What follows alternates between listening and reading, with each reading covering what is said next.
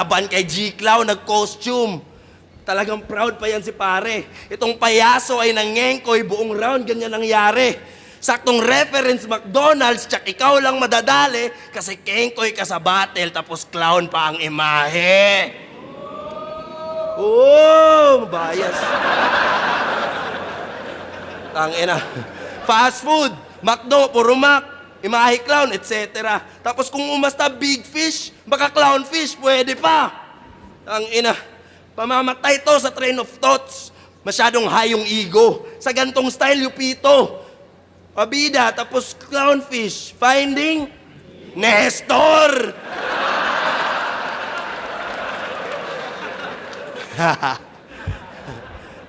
Focus ka na lang sa tracks. Ako na bahala dun sa van. Talagang game na siya.